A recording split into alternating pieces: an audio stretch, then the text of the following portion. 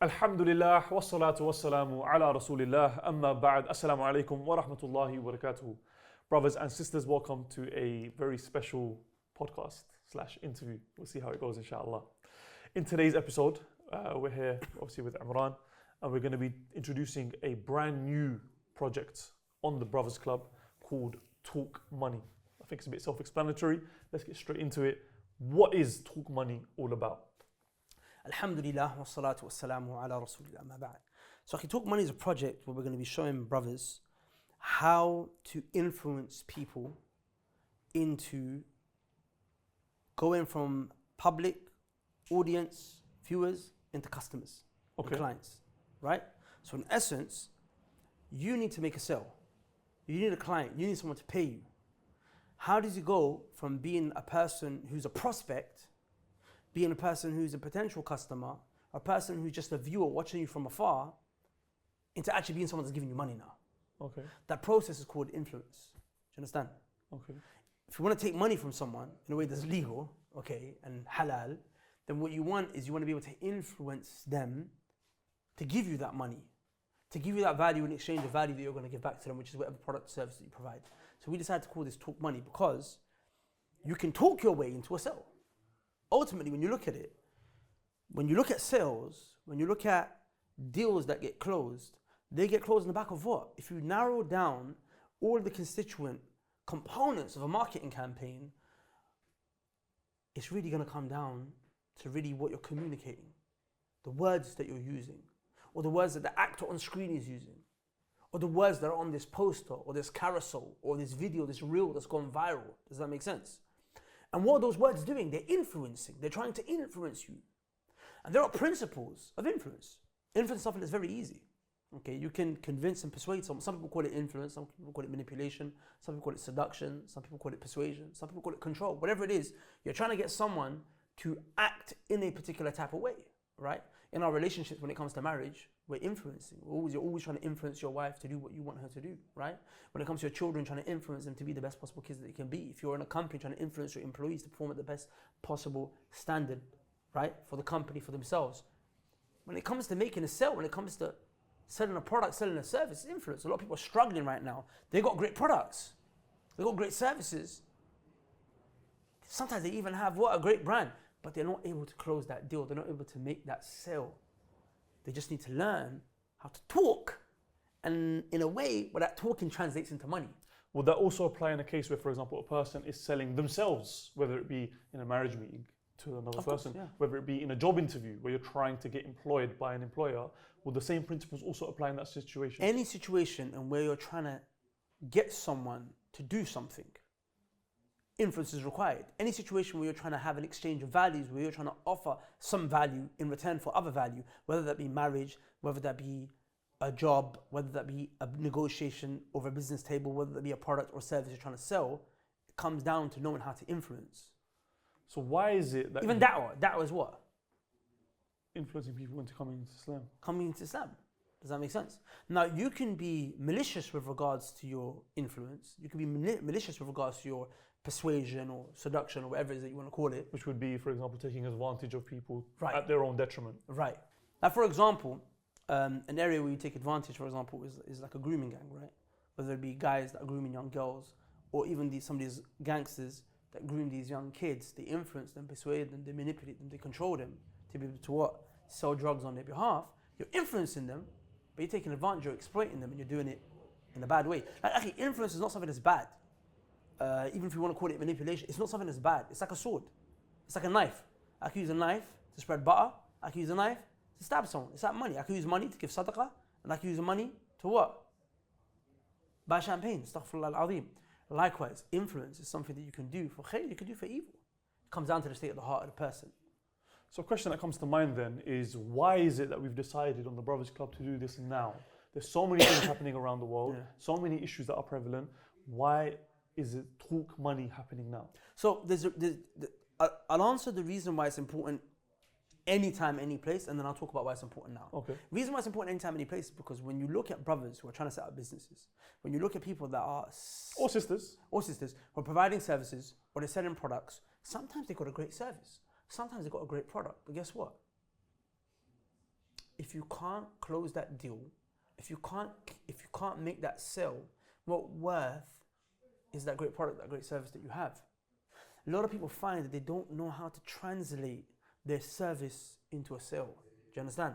So if you can just show people, wallahi, influencing people is so easy. It's so subtle. An example of a principle of influence is scarcity. Okay? Generally speaking, people will be what? Less likely to purchase something if they know that the offer is always going to be open.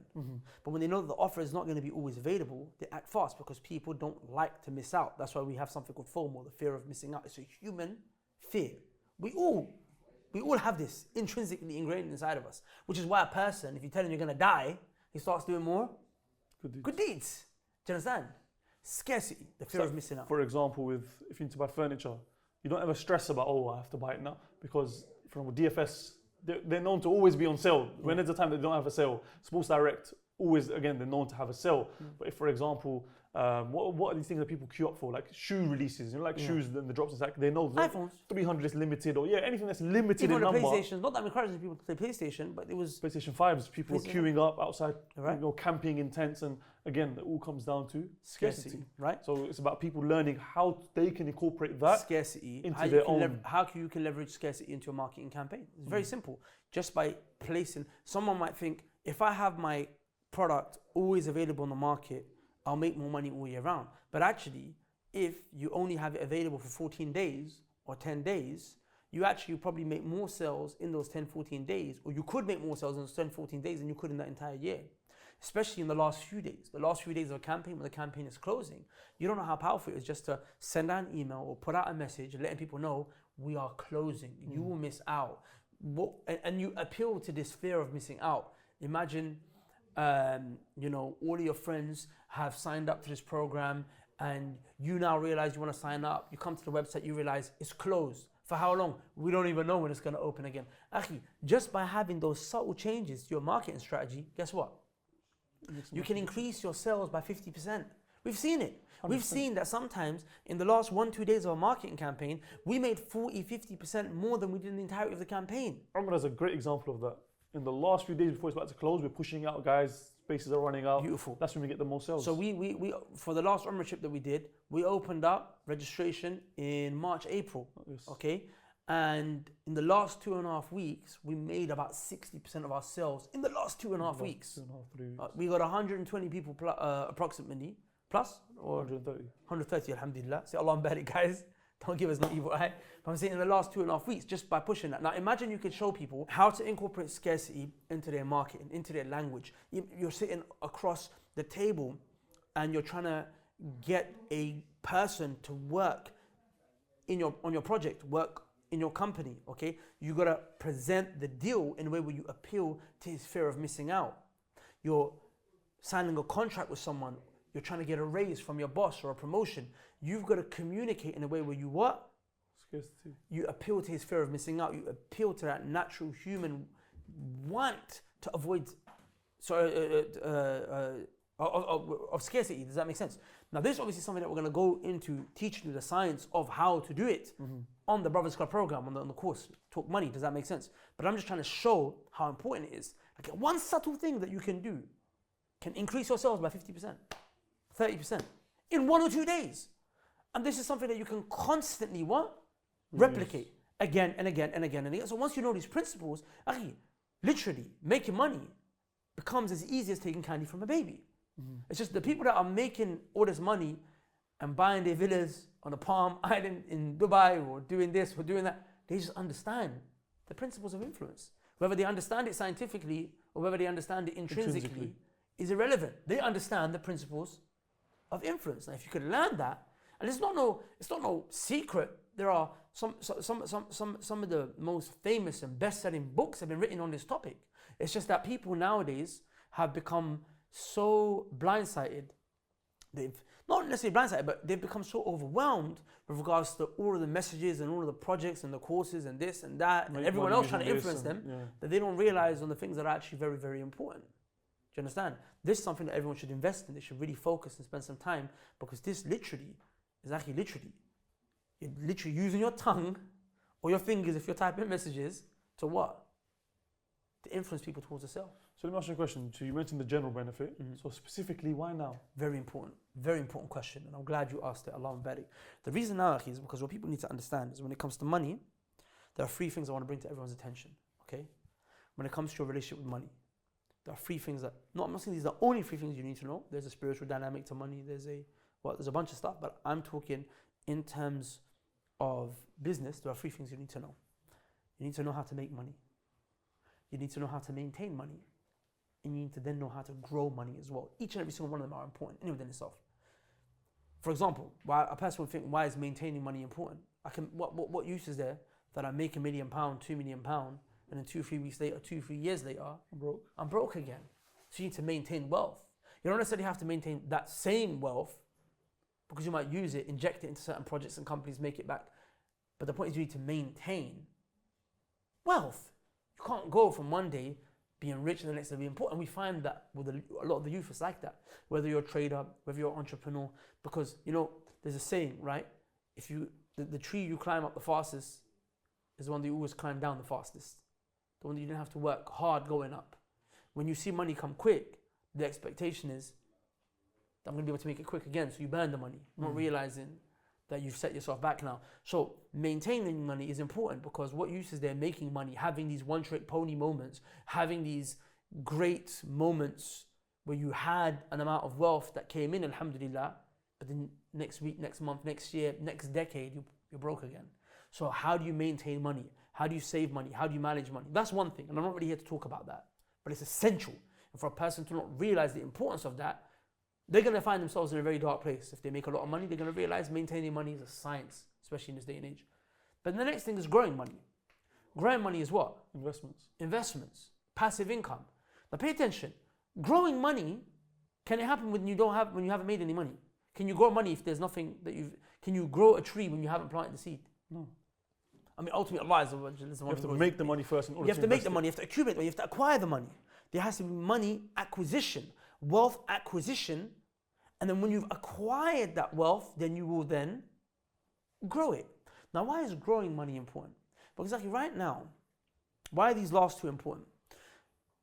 And I really don't want people to lose me here, okay? And really, it's so sad that when you start to talk about some things that are a little bit technical, people turn off, even though they don't realize this is stuff that you need to know, okay? So I want to talk about inflation for a second, but I need everyone to stay clued on because we are heading towards a serious financial crisis, okay? If it's not going to happen this year, it's definitely in the future because every decade or couple decades, we're hit with a serious financial crisis where people who are rich go broke, people who are poor become rich. Do you understand? And you want to make sure that you're on the upper end of that. Very, very, very, very, very rarely do we get these opportunities, okay? These opportunities are either going to destroy us and wipe us out and turn us homeless, or they're going to, with the permission of Allah Azza wa Jal, there's going to be a transfer of wealth and you could be on the receiving end of that transfer of wealth. So then what is inflation? Inflation is that when you have money, okay, but it loses value over time. How does it lose value? Let's just say that there are only 10 gold blocks that exist on planet Earth. Okay. Only 10 blocks of gold that exist on planet Earth, okay? Is that going to be valuable? Yes. Of course, because there's only 10. And gold is something that intrinsically holds value. Now imagine I double the amount of gold blocks that are on planet Earth. Is one block of gold going to retain the same amount of value? No, it's going to half. It's going to half. So now there's twice as much. There's twice as much. Does that make sense? When the demand is more and the supply is less, what happens? The price drops. The price goes up. up. Sorry, the price increases. Right? But when the demand, but when the supply increases, what happens? The price drops. The price drops. Okay, let me give another example so people understand. Okay, imagine this car that you always talk to me about, the Lamborghini Aventador, that there's only 10 of or something like that. Which one? The one that was in the cafe that day in Dubai. The SVJ. The SVJ. How many of them? It's a couple hundred. Couple hundred. Yeah, something along those lines. Okay, cool. How much is it? It's 500,000-600,000. Let's just say £500,000. This is half. Okay, cool. Now, that is at least £100,000 more expensive than the normal Aventador, right? Yeah, yeah. Okay, cool. Now, obviously, they've done some things. They must have souped up the engine. But really, what is it that makes it valuable? It's the limited amount. It's the scarcity. Does that make sense? That there's not a lot of it. So whenever there's something that there's not a lot of, it retains more value. Mm-hmm. Now imagine I double the amount of Aventador SVJs. Is it going to retain the same value? It would reduce in value somewhat. Okay, now imagine I double that again. Again, it would reduce in value somewhat. Okay, now imagine I'm just making them for fun now. Imagine there's more Aventador SVJs than there is Nissan Micra. Then yeah, the value would definitely Drop. So I want people to understand, when you increase the supply of something within a market, it makes the value go down. Okay, now how's that relevant to money and what's that got to do with inflation? Sorry to interrupt you, we'll get right back into it, but before we do, if what we're talking about is of interest to you, if you want to learn how to use your communication skills, how to close sales, how to become a person of influence and use that influence to increase your sales, then click the link in the description or in the bio, depending on where you're watching this, and check out our brand new project, our brand new course, our brand new bootcamp, Talk Money. With that said, let's get straight back into it. See, money used to be something that was Connected to gold, right? But then in the 1970s, you couldn't just print it whenever you wanted. You couldn't just print it. You'd have to buy more gold in order to create more money. You literally take your gold, put it in the bank in exchange of a note. And that note represented gold. The value of the gold that you had in the bank. Mm-hmm. Does that make sense? Okay, now what happens is that in the 1970s, the US unpegged the dollar from gold. Okay, so when they did that, that meant that the dollar actually has no value anymore. So what the government backs it is what gives the only value it really has is the what? Confidence that people place in it. Mm-hmm. It doesn't actually, that actual paper is not worth anything. Because you can't go and trade it for gold now. Do you understand? But now people place value on it based on their assumption, The economy, perception. the markets, and Do you all these understand? things. Yeah. But now what happens is that money, it's got some kind of perceived value, Mm-hmm. but there's not a lot of it. Mm-hmm. Do you understand? Now imagine I start printing money. Imagine I start printing money like crazy. Imagine I'm printing money in the millions, billions, and that money is doing what? Coming into the economy. It's just coming into the economy, it's just coming into the market, it's coming to the market. In the moment, people are going to think, oh, I'm getting rich, so they're going to start buying things. But when that money starts to circulate, what people start to realize, wait, money's not as hard as it was to find. Money actually drops in value. Everyone's got money now. Now what happens when everyone's got money? Naturally, you're going to increase the price. When money was hard to come by, right? A portion of chips from McDonald's, a large portion of chips would have been £1. Now a large portion of chips almost £2. It's more than £2. It's more than £2 now, really? £2.19, I think. Well, I didn't even know that. Look at that. So the I think the point is, it's gone up. It's gone up. Does that make sense? I remember there used to be a 99p menu in McDonald's. There was a time when we could get penny sweets. We used to call the sweets penny sweets. There was a time when a bus ride was 20p. Why is it that bus ride now? It's like £2.50 or something like that. I don't know. It's gone up. I don't use bus now. 150 or something. Okay. Sure. The point is that why is it gone? Not just doubled, not just tripled. It's gone up so much because there's more money in the market. Because we printed a lot of money. When you print a lot of money, what happens is that money loses its value. Do you understand? This is called inflation. I actually came across a comment on a YouTube video that I was watching recently.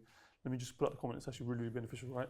Obviously, it's for kafir, so he's talking about pints of beer, but the principle is so powerful. So just really, really just pay attention. He goes, I'm 68 years old and never would have believed that workers could become so poor in real terms as they are right now. In 1979, I brought home approximately £105 per week after tax, working a factory job in Hazelden. You could buy 7 or 8 pints for £1. A loaf of bread was less than 13p. A council flat was about £8 per week. So my wage was worth 735 pints of beer or 807 loaves of bread or enough to pay for 13 council flats. How much is a pint now? £4 to £4.50. I'll take his word for it. Therefore, I would have to earn at least £2,950 per week or £12,000 per month in a semi-skilled factory job to be as well off now as I was back then. And at the end he goes, no wonder all the pubs have shut. I mean, for us, alhamdulillah, the pubs are shut. But the point that we're making is back then, you could, working a normal factory job, earn enough money to pay for 13 council flats. Whereas for that same purchasing power now, he'd have to be earning £12,000 a month, which just goes to show you prices are going up, but wages are not. And that's where the problem and that's is. the problem, because now people are going to be able to build the connection. And now I hope people are understanding why people are going on strike. Going on strike. Teachers, nurses, people understand this is the first time in NHS history, from what I understood. I spoke to a doctor the other day when he was here, the brother, and he mentioned this is the first time in NHS history that nurses are going on strike, because they know what that means. People are going to die. If they're not there tending the ward, people there are going to die. Yeah. But why are they doing it? Because it's got to a point now, it's like, you sucked us dry. We have nothing more to give. Like the fact that back in September, October, they were actually discussing that in this winter, people are going to have to make a decision between filling up the fridge or having the heating on. Or freezing to death. Uh-huh. Do you understand? Yeah. And what a sad situation that you have to choose between what shall I eat or shall I keep warm? Shall I keep warm? And in January, they were saying back then, Allah had them about now, but they were saying that the gas prices, electricity prices, are expected to go up by 80% in January. I think that's ridiculous, 80%. So now the point is that what we're trying to say is, if I break it down in like layman's terms, is that when there's a lot of something that's around, the prices go up. When the prices go up, if your wealth is not going up with the prices increasing, things are going to become more and more expensive. And what happens is that eventually you're not going to be able to afford it. You're going to be able to afford your own rent. You're going to be able to afford a pint of milk. You're going to be able to afford what? A loaf of bread. And this is why so much things happen in countries where they're poor, where there's uprisings, rebellions. People are like, I can't afford bread, bro.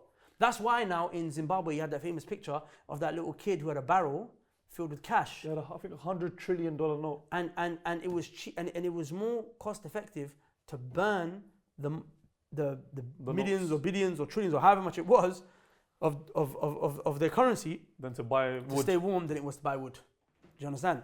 Now, what we're trying to say here... Obviously, we're not at that extreme level here in Yeah. the UK, but the point is, because this is one thing that a lot of people fall into, oh, it's not going to affect me. It's going to affect, it's going to affect, but you don't realize it slowly, it's reaching out. What people don't realize... More and more people are going to food banks. More and more people are needing benefits. Like in 2008, I was 18 when the crash happened. I remember going to uni and my teacher, my professor, she actually was suicidal. She was actually suicidal because she had just lost all of her savings. Do you understand? So I'm saying... And as Muslims, we understand and we know that riba in society is very detrimental. And as Allah mentions in the Quran, that riba, He makes it disappear. And that's, for example, what happened in 2008, is that the whole financial markets, the mortgages coming, again, I'm not going to go into the details of it, you can watch videos specific to that. But the point is that money just got billions, trillions, got wiped off overnight from the accounts and books of all of these big firms because they got too greedy and because they were heavily involved in riba and derivatives and this and that. And this day and age, and printing money. And again, if you look at there's a chart which will blow your mind, which is the number of US dollars in circulation, and it starts off like this, and then literally in like the last 5 years, it goes. They've printed off more in the last few years than they have in the 300 odd years since America was even founded. And the issue is that we haven't seen the effect of all of that money in circulation yet, but we're starting to see it. And when that happens, that's when people are going to realize there's too much money, prices go up. We're already starting to see it. Now the point is, people can go and research this more. And we highly advise do so. Like there's a lot of good videos out there. Do your research. Finance or economics, I'm sure you can link them to some good videos below. But how does it come back to us? How does it come back to money talks? Because right now, if inflation is taking place at a rate of 7% annually anyway, and potentially... It's higher than 7 right now, but you mean as higher than 7. On average moving forward, it may be. And if this crisis carries on, like it can go up by 30, 40, 50%. Your money can literally lose value by 50% in what? 2-3 months. Do you understand? And it's happened. There's countries that Turkey, their currency decreased very fast. Yeah. Within a matter of months. So the issue here is this, is that how do we protect ourselves? Well, number one, what you need to do is, because the currency in which people trade is fiat currency, pounds, dollars, or whatever have you. I know it's already known by necessity, but just to also mention, first and foremost, you need to rely upon Allah. Yeah. Before you go anything, you might be scared right now, thinking, what am I going to do? We don't want to scare people. Yeah, 100%. But at the end of the day, the first and foremost, and I know you obviously it was already like known by necessity. Yeah. But the point is first and foremost, you have to rely upon Allah 100%. And understand your risk is written, and it will come to you, but you have to follow the steps. And that's going to be the foundation of our course. That's the foundation of every course. Of everything that we do. We just done a 10-day boot camp on how to set up a 6-figure business here. And what shocked me was at the end of the 10 days where we spent almost 6 days just working on people's businesses, the biggest take home was people's deen and connection with Allah Azza wa Jal. Because that really is the foundation of everything. And that's your anchor for all success. So undoubtedly, what you just said there, Barakallahu Feek, Jazakallah Khair for reminding us, and it's going to be the foundation of this program as it is anyway. So after your reliance upon Allah Azza wa Jal, your fear of Allah Azza wa Jal, your tawbah, your repentance for your sins and whatnot, which are all reasons why rizq can be limited or increased, what you need to do is you need to understand that in this day and age, if inflation is taking place, my money is losing value and the prices are going up, then you need to be able to make money, maintain the wealth that you've made, and then also grow it. Does that make sense? So how do you do that? The cycle is first, I need to make sales. In this day and age, I need to make as much sales as I possibly can. I need to make money. Does that make sense? It was funny because I was on Clubhouse when we were talking about Operation 6 Figures. There was a guy that was getting on to me saying, you're teaching people to make 6 figures, dunya, people don't need 6 figures. I'm like, bruv, with all due respect, 6 figures ain't a lot. And he got offended. It's a lot to some people. I'm saying, Akhi, if you look at the rate of inflation, 6 figures ain't a lot, bro, £100,000. I'm saying 1 year of inflation, 7%. If you had £100,000, it's £100,000 in the bank, but its value is it's the value of £97,000 the year before. 93. If you might take 7 away. And then if it goes up by another 7%, and then 2-3 years later, another 7% it goes up by. And right now it's going up by more than 7%. Imagine it goes up by 10, 20, 15%. Very quickly, your £100,000 ain't worth a lot at all. Do you understand? And this is something very simple that anyone can just quickly, if you just pull out your phone, go to your calculator, for example, you just type in 100,000, right? Times that by 0.93, which is basically, you're taking away 7% each time. Basically, in 10 years, you've lost half your money. So equals 93,000 after 1 year, after 2 years, 86, after 3 years, 80, after 4 years, 74, after 5 years, 69, after 6 years, 64. You lost half your money in less than 10 years. So imagine a car that today costs around £100,000. What people don't realize that's not staying in your account for 10 years because you're paying rent from that. That's your savings. You're paying bills and the prices are going up. Even if you were to have £100,000, you could lose that in 3 years. Even if you had £100,000 just sitting in your account, savings, you just left it there for 10 years. You could probably buy we actually did this the other day as part of the Fursan program. I showed some of the brothers, I said, look, these are the cars we're not trading right now for £100,000. Audi RS7, brand new. Then if you look at after inflation, I think we did it at 10% or whatever it was after 10 years, and the value dropped to around £35,000, right? I said, look at the value of the cars. I'm on 35, you get a 4-year-old Audi A7.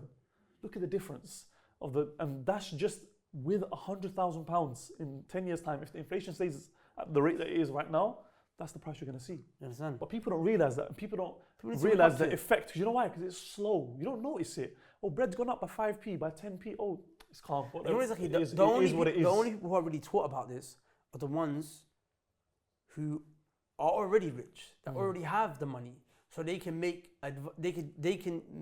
put this money to best use. Because you definitely don't learn this stuff in school. You don't learn stuff in school. It's because it's for the rich to remain rich. So you have to go out of your way to learn these things. So again, coming back to the point. So what really, in essence, what you need to do in order to get out of the situation, after the foundation being your tawakkul and reliance upon Allah Azza wa Jalla as the one who provides, is that number one, you need to make as much money as possible.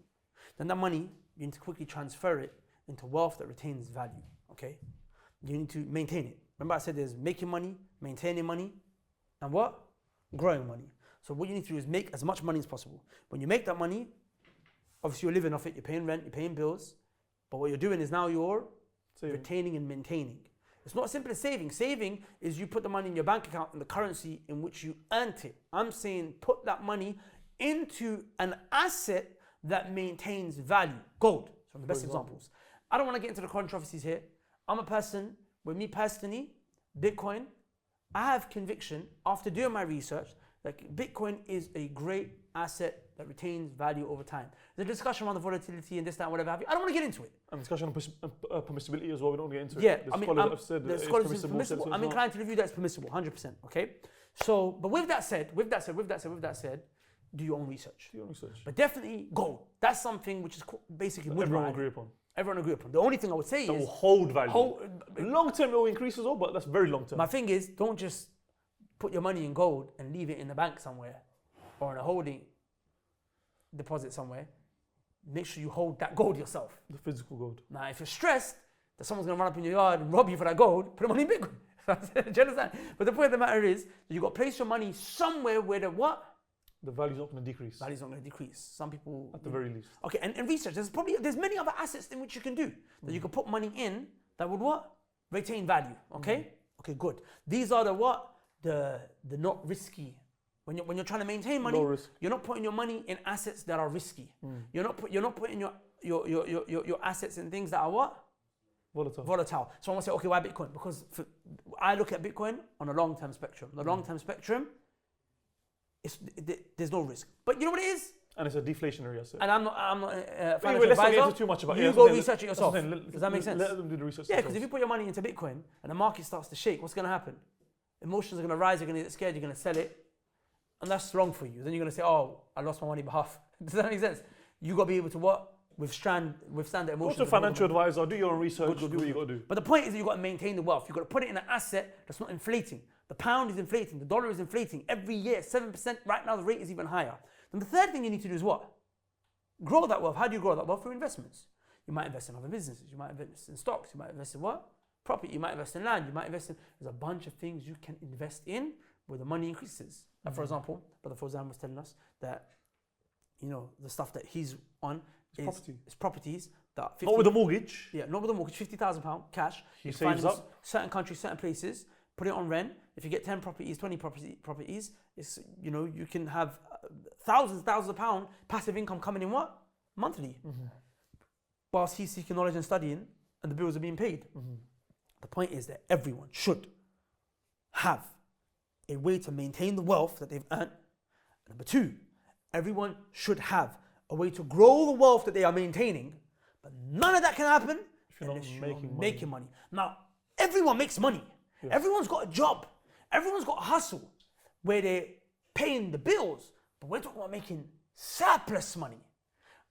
You can't maintain the wealth and grow it if at the end of the month you got nothing left, or you're in minus because the prices of basic necessities are going up.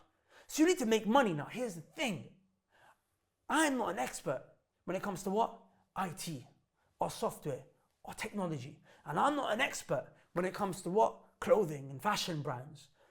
I'm not an expert when it comes to that. I can give you generic advice, but I can't show you how to run a great software company or a tech company or an AI company. But what I can teach you is one thing that all of those companies need, and that is the ability to influence so you can make a sale. That is the ability to influence, how to leverage and harness the laws and the principles of influence and persuasion so you can get people to buy. Does that make sense? You might be running your own business. Or you can use it to save money. If you're entering a contract for a property, for example, when you say save money, you mean save funds, isn't it? Like, as in, for example, if you're negotiating the rent price for an office, yeah, you can use these techniques, use these skills to save you money. 100%. You can use them to reduce costs. To reduce costs. Yeah. The point is, you can use them to increase your wealth. Exactly. And literally, subtle things that you can do. Everyone around you is making money. Everyone around you is getting rich, getting wealthy. Does that make sense? For the wrong reasons. Not for Allah's sake. Not to be able to protect the ummah and to provide for your family members and to give money in sadaqah and to build masajid. And no, not for that reason. So they can waste that money in clubs with champagne and prostitutes. Everyone's making money though. The ones who I'm telling you, everyone who's making money, they understand either the science behind or intrinsically they understand the principles and the laws of influence. Simple as that. So let me ask you something now, because I'm sure a lot of people are going to find this very striking, right? You're a brother, I'm a brother, we're known for da'wah. You're wearing a thobe, I'm wearing a thobe. I've got a beard, you've got a beard, you're wearing a kufi. People see us to be practicing people. May Allah make us better than what people think of us. I mean, you're known for talks you give in the masjid. People refer to you as ustad. The point is, you're very deen. You're a very well-known person for deen-related things. If someone had a counter in the corner, throughout this whole video, and every single time the word money was mentioned, they just, I think we'd be in maybe even 4 digits right now. Why is it that we're here talking about money when really and truly we're known for talking about deen? And isn't deen something that should be more pushed? And isn't money something evil in the deen? So how are we bringing the two together? No, definitely. Money's not evil in the deen. Firstly, let's start from there, because buzzwords. But the point is, you don't really see sheikhs talking about investments and money. So what? No, but that's incorrect. That's incorrect. Because remember, Islam is not a secular religion. Islam is not a religion where the religion is just something that you do in your private affairs inside of the masjid in the corner of your house, and everything else, finances, money, relationships, marriage, society, Physical health, mental health, has got no bearing on the religion. The religion has no bearing on it. That these are separate functions, institutes, and entities within society that operate independently of religion. No, it's not the case. The religion came to govern all of this, which is why you'll find in every fiqh book, if it's not basic foundation of every fiqh book has a big chapter on Islamic finance law. Does that make sense? Islamic finance law. The Prophet ﷺ was not one who didn't understand markets. When you look at some of the hadith and the principles of buying and trading that the Prophet ﷺ taught, wallahi, you see that the Prophet ﷺ understood markets. He understood markets and prices going up and going down. Sallallahu Alaihi Wasallam, because rulings revolve around when you look at a book of fiqh, the first part of every fiqh book is ibadah. Because that's what we were created, and that's the goal and the foundation. The second part of every fiqh book is finance and money and trading. The next part of every fiqh book is marriage and relationships. And the third part of every fiqh book is crime and punishment. Okay? So fiqh books are divided into what? These four categories. Number one, worship. Number two, money. Number three, fiqh is Islamic law. Yeah? Islamic law. Islamic jurisprudence. The do's and the don'ts. The halal and the haram. The books that talk about halal and haram, first, ibadah. Number two, money and trading. Number three, marriage and relationships. Number four, crime and punishment. So some of the scholars mention why, and some of them change the order slightly. Why is it in that order? The reason why the scholars mention it's in that order is because number one, the reason we were created was to worship Allah Azza wa Jal. Okay? But now, in order to worship Allah Azza wa Jal, you need to live, you need to survive, right? Because a person is going to struggle to worship Allah Azza wa Jal if what? He's going to struggle to worship Allah Azza wa Jal to the level that is required of him if he's busy feeding his family, because they're going to starve. That's what the Prophet used to say, Allahumma inni a'udhu bika min al-kufri wal-faqr. Oh Allah, I seek refuge in you from disbelief and poverty, because poverty will lead to disbelief. It will busy you. Poverty will busy you from taraweeh, from salah, from siyam, from seeking knowledge, from all of these things, such that what? You will lose your religion, you can end up falling into kufr, into disbelief. So, in order to worship Allah Azza wa Jal, which is the primary thing, the reason why we're created, and whether you're poor or not is not an excuse to not worship Allah. But worship Allah becomes easier at a higher level if you don't have to worry about money. Does that make sense? So, the first thing that we need to do is we need to learn how to buy and trade and buy and sell. Every single day we're involved in a transaction. Every moment of every day is a financial transaction. Think about it. We're in this building right now. The fact that we're in this building is a transaction. Are we allowed to be in this building? Is it public property? Is it private property? This is private property. But do we own it? No. How do we get in here? What, tenancy agreement? Tenancy agreement. Rent. Does that make sense? Okay, you have a phone in your pocket. It's a contract. What's the contract? Akhi, right here, the brothers are recording. We're paying them. Does that make sense? Akhi, every moment of your life is a transaction. You are in a transaction. You can't live without transaction. So the religion gives huge focus and emphasis onto this. Now, third thing is what? Relationships. You know why? Because a man can't think about the desire of his private parts if the desire of his stomach is not satisfied. You need to provide for your wife. You need to be the man who provides for her. You need to have a house. You need to have food. You need to have clothing. Mesken, ta'am, right? And melbas. These are the three things. Accommodation, shelter, food, right? And clothing are the three minimum things you need to provide for your spouse. Money is a prerequisite for that. Does that make sense? And then crime and punishment, that comes at the end because that's there in order to punish the people who violate the deen. Punish the people who go about acquiring money in a way that's haram. Punish the people who violate the rights of family members. Does that make sense? Who do zina, who go about trying to get relationships in a bad way. Does that make sense? So then crime and punishment comes at the end. All these are factors that you can't separate from one another. So in giving da'wah, I'm sorry I'm going on a little bit here, I focus on just what? The da'wah, the teaching, which is the most important thing. That is the most important thing. Even till now, I do not go back on that.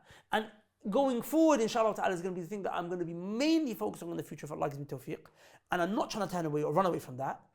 It's the most important thing. But what I saw was, if you don't show people how to make money, they fall off the deen very quickly. Very true. If you don't show people how to maintain relationships, they've what? Fall into zina, marriage breakdown, kids growing up in single parent homes, kada wa kada wa kada, we're back at square one. So if I'm teaching you religion, I can't teach you religion in a vacuum and not teach you finances. Because what the kuffar are teaching you, you come back to me and say everything's haram because it's riba and everything. So let me teach you how to make money and there's no riba involved. Let me teach you how to maintain a relationship. We set up sunnah match. Let me teach you how to get married but you don't have to go on a date and end up fornicating with a woman. Do you understand? Right now we can't do the crime and punishment thing ourselves, but the point of the matter is that all of it is connected, and that's why I felt compelled. Look, akhi, everyone knows me on a day to day. Money doesn't motivate me. I can make money now. I can make. Wallahi, akhi, I'm saying, akhi, I can make ridiculous money right now. I know how to make money. It's very easy. It's very easy, akhi. But it doesn't excite me, doesn't motivate me. What motivates me, excites me is aqidah, fiqh, tafsir, the deen. Does that make sense? I can just barely bring myself to be excited and passionate about what we're discussing now. The reason is because I see the long-term benefit and helping the slaves of Allah to be able to worship Allah if their pockets are set. So you mentioned earlier, before we wrap up, scarcity as one of the principles that are going to be taught on this course, on this project. What are some other principles?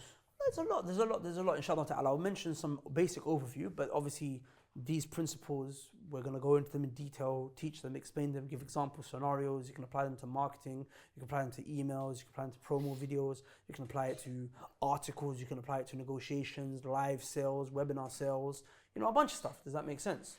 You can apply it to various different situations, but we're just talking about principles. We'll give you an overview. So one thing is reciprocation. Reciprocity, okay, is a law of influence, okay? What do you mean by reciprocation? People are likely to do something in return for you if you've done something for them first, okay? So if I smile at you, naturally you'll be inclined to smile back. If I give you a compliment, you'll naturally be inclined to give a compliment back. It's a human thing, Why is it that, okay, this happens a lot in Pakistani weddings. I'm not sure if everyone else will be able to relate, but everyone keeps a track of the people that gave a wedding gift in terms of money to your son, your daughter, or to you at your wedding, because you're going to give it back. Well, now they even track the amounts. Now they track the this amounts. person gave this much, so we have to give them this much on their wedding as well. Right, and that is a whole structure that's in our culture that comes down to reciprocation, which is a basic human need, right? When you're nice and kind to people, they give something back in return. So let me give you a free webinar in return for what? A sale. Let me give you some value in this conversation. Let me give you some knowledge, something of value, and position it in a way where I can use that as leverage to receive something back in return from you. Does that make sense? There's many ways you can do about it. Another thing is framing, okay? When you frame things to change people's perception. For example, speaking to Sami earlier, right? Sami, Allah Barak, is a great designer. One of the things that he always mentions is that people, sadly, in the Muslim community, want things to be what? Very cheap. Does that make sense? So for him, he's selling logos, his service of logos at £500. I said, why don't you sell it as more? He said, it's just long for people to what? To pay. People don't see the value in it. So then how do you take a person who's sitting in front of you and tell him, listen, my logo is worth £800. Or my logo is worth 1,000, let's double it. My logo is what? Worth 1,000. And he says to you, Akhi, that's too expensive. Can you make it cheaper? How do you convince him now? That's the kind of things you'll learn in this course. One of the things I mentioned to him, what you do is that you say to him, look, you right now are focusing on how much it's going to cost you in the media. On how much you're going to lose out in the short term. But really, the reason why you run a logo is because this logo would help you make more money. So let me ask you a question. If I make this new logo and I help change your brand and your brand looks fresh and hip and I use all of my experience in terms of design and branding and brand psychology to create a brand that is optimal when it comes to conversion into sales, how valuable would that be for you? Wallahi, that's so true. And this is something that I've seen myself. Yeah. I remember when I first came on board and everything, and I was with the team and everything. Anytime it came to spending money, I was very hesitant. I was like, if you spend money, the money in your account goes down. That's bad. Don't do that. But slowly, even I started to see and realize that, wait, there are times if you spend money, that money that you spend, if you spend it in the right way, in the short term it goes down, but in the long term, over the next few months, that is going to increase so much. Exactly. There have been times where we spent money going to different countries to record particular videos. Why? Because we know. I'll give you an example. The previous Brothers Club course that we did, I think we must have spent about 10K on the production. Okay. From our own pockets. So we had the cameraman, the camera team that came. We paid them. We had a director that came. The cost, the flights, everything, the whole shebang. I think we're probably just under 10K. Does that make sense? But alhamdulillah, that was more than worth it because of what came back. So the point is that someone sits across the table for you and says, look, the logo's too expensive. You just got to show him and you got to reframe. And you got to make him admit it. Don't tell him. Ask him. Hey, if I make this logo for you, how much would it increase your sales how valuable would it be in terms of your sales over the next year or two? He's gonna say to you, well, it will double my sales, triple my sales. Even if it makes my sales go up by 10%, is that not more? Is that not worth way more than the £1,000 that you're spending? Than the £1,000 that you're spending now. What's your revenue? Ask him. 50k. So if that goes up by 10% because of the branding work that I do for you, 10k a year you just made extra on the back of 1k. Is that not worth it? So what you've done is just reframed it, and this is very powerful because I remember when my dad, Allah to protect him. I mean, he had a heart attack, right? So he had to get triple bypass surgery, and he had some medical issues. So the doctor said, look, usually the survival rate of the bypass operation is 3%, but in your dad's situation, is 8% chance. Sorry, the death rate, the mortality rate is 3%. So there's a 30% chance that he would die. Considering his circumstance, it's actually 8%. So they came to the ward and they had to mention that, so you can sign the document so that they can go and perform surgery. 8%, well, I was stressed. I was scared. The normal mortality rate is what? 3%. In his circumstance, almost triple. It's almost triple. It's gone up by 8%. That's scary. You know? So they're nervous. The doctor, may Allah was to guide him. He was not a Muslim, but asked Allah to guide him. He said, well, if you look at it, there's a 92% chance of survival. That's very high. Very lucky the moment he said that, I felt this sigh of relief. Ultimately, Allah is in control. Of course. And it could be a 99% mortality rate, and Allah can still make that 1% become reality. Course. But the point is that on a human level, perspective makes a big difference. So I was like, what? Sign it now. And alhamdulillah, came out. Great, like 92%. Like some people live and die and never reach 92% in an exam.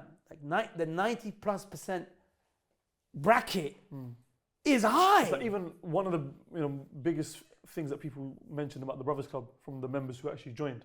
They're like, well, I wasn't sure. Should I buy it? Should I not buy it? Am I going to get value out of it? Alhamdulillah, from everyone that we've spoken to, everyone seems to say either they got their value for what they paid for, or they got way more. And it's the same thing that's going to be going through the viewer's mind right now. Because we mentioned Money Talks, Talk Money. And it's going to be a paid course. It's going to be a paid program where you're going to learn how to implement these skills into making money. But what are you going to look at? Are you going to look at it as, this is what I'm losing right now? This is what I'm paying? This is, obviously, when you spend money, you feel pain.